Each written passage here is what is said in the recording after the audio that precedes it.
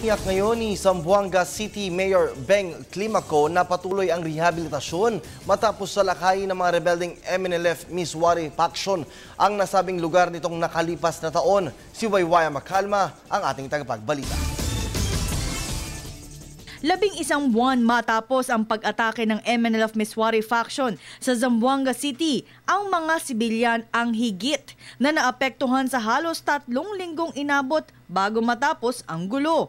Walang pinili ang mga rebelde, maski bata at matanda ay kanilang ginawang bihag at ginawa pang human shield. Kaya naman pilit na bumabangon ang bawat Zamboangueños matapos ang hindi malilimutang gulong kanilang naranasan. Dahil dyan ay siniguro ng ina ng Zamboanga na si Mayor Beng Climaco na on track ang kanilang isinasagawang rehabilitasyon. Partikular na sa mga residente ng Barangay Rio Hondo, Santa Catalina at Santa Barbara. 700 pamilya ang mabibigyan ng mga permanenteng bahay bilang parte ng rehabilitasyon sa buong lungsod. This part of the Build Back Better plan ng DPWH, yung tinatawag namin Zamboanga Roadmap to Recovery. We'll be housing 700 families doon to convince them that temporarily we will be housed here, but we want to bring you back to a better location. Sa susunod na taon ay inaasahan na matatapos ang mga bahay para sa mga naapektuhan.